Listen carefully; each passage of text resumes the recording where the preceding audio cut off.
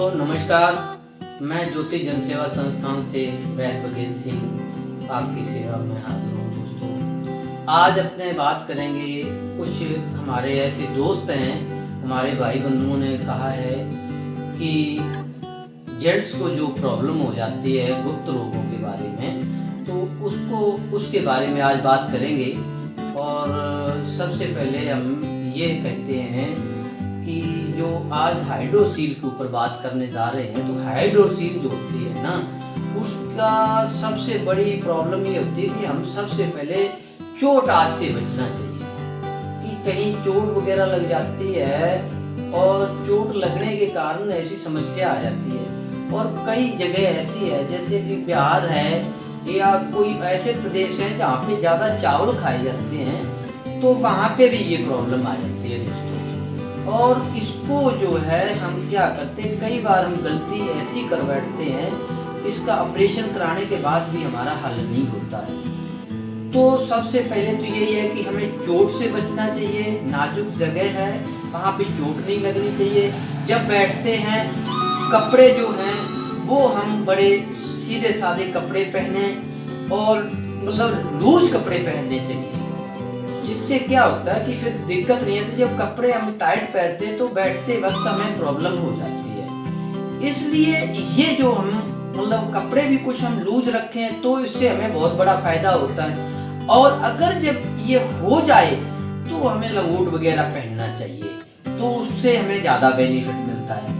तीसरी बात यह है कि इसमें क्या होता है, कई दफे ऐसी नाड़ियां जो होती हैं, नाड़ियों में वीकनेस आने की वजह से वो ब्लॉकेज हो जाती हैं। जब ब्लॉकेज हो जाती है तो उसमें भी हमें बहुत समस्याएं खड़ी हो जाती हैं, ऑपरेशन तक कराना पड़ जाता है। तो दोस्तों कई बार ऐसी होती है, जिंदगी भी खराब हो जाती है और हम मतलब हमारे दोस्त कई किसी काम के नहीं रहते हैं, तो वो भी हमें ध्यान रखना है। और अगर आप दवाई बना सकते हो, घर पे ले सकते हो, तो सबसे बहुत बड़ी अच्छी बात है। ज्यादा नहीं तो आपको हम एक ऐसा फार्मूला बता रहे हैं जिसको आप लोगे तो उससे आपको कभी कोई मतलब परेशानी जो होगी तो ठीक हो जाएगी। सबसे पहले तो क्या करें आप, एक तो अलसी के बीज होते हैं और एक होते हैं जिसको हम मसाले में डालते हैं, जिसको आम बोलचाल में हम उसको कहते हैं। एक अलसी हो गई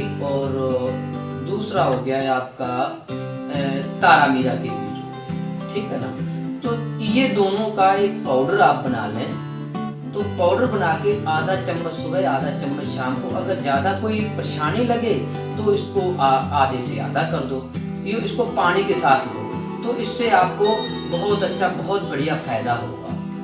तीसरी बात यह है कि अगर एरेंड के बीज आप गिरी उसमें निकलती गिरी को पहले दिन 1, दूसरे दिन 2, तीसरे दिन 3 ऐसे करके लगभग 7 दिन 7 खाइए और 7 लगातार फिर कई दिन तक हफ्ता तक लीजिए। उसके बाद फिर एक कम करते जाइए, इस हिसाब से लगातार फिर 1 हफ्ता बंद कर दीजिए, उससे भी आपको बहुत अच्छा रिलीफ मिलेगा। ये तो आपका घर पे भी फार्मूला कर सकते हो। अगर आपको फिर इससे कोई प्रॉब्लम होती नहीं फायदा होती है तो आप हमसे कांटेक्ट कीजिए, हम आपको यहाँ से दवाई भेजेंगे। तो दवाई से ये जो प्रॉब्लम है, नाड़ी अगर ब्लॉकेज है तो वो भी खुल जाएगी। अगर आपको सबसे पहले तो ये ब्लॉकेज वगैरह ये जो हो जाती है, कई दफा ये होता है कि इससे क्या है कि हम कब्जी का नहीं ध्यान रखते हैं, कब्जी के कारण भी हमें ये समस्याएं होती हैं। कहते हैं कि अगर सब कब्जी नहीं है तो हमें कोई प्रॉब्लम नहीं होगी, तो कब्जी का भी एक कई बार मेन कारण बन जाता है। इसलिए आप कब्जी को तो बिल्कुल ना होने दें, उससे भी बहुत बड़ी समस्या होती है। और अपने जिंदगी को बचाने के लिए कई तरह के जो ध्यान हैं वो आप रखा करें कि सावधानियां बरतनी बहुत जरूरी है। तो साइकिल पे चढ़ते वक्त या व्हीकल पे बैठते वक्त सावधानियां बरतनी है कि मतलब कहीं चोट ना लग जाए। तो दोस्तों अगर किसी तरह की इसमें कोई आपको किसी भाई बंधु को अगर कोई प्रॉब्लम हो तो वो हमसे संपर्क कर ले। अगर दवाई बनाना चाहते हो तो आप घर पे बना सकते हो।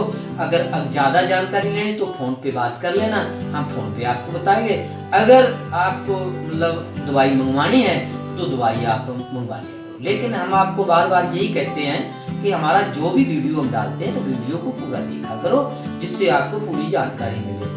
और उसके बाद में जो हमारा चैनल है उसको सब्सक्राइब कर दोगे तो उससे क्या होगा कि आपको जो हम रोज का वीडियो डालते हैं, जो हर रोज रोग के बारे में बताते हैं, तो वो रोग जो है वो आपको रोज का रोज जो रोग के बारे में बताते हैं वो रोग आपको मतलब पता लग जाएगा कि हाँ वैद्य जी ने आज इस रोग के बारे में बताया है और उसकी जानकारी आपको रोज की रोज मिलती रहेगी। तो दोस्तों ये चीज़ आज हमने बताई है। दोस्तों आज हम यहीं पर काम देते हैं। नमस्कार, धन्यवाद।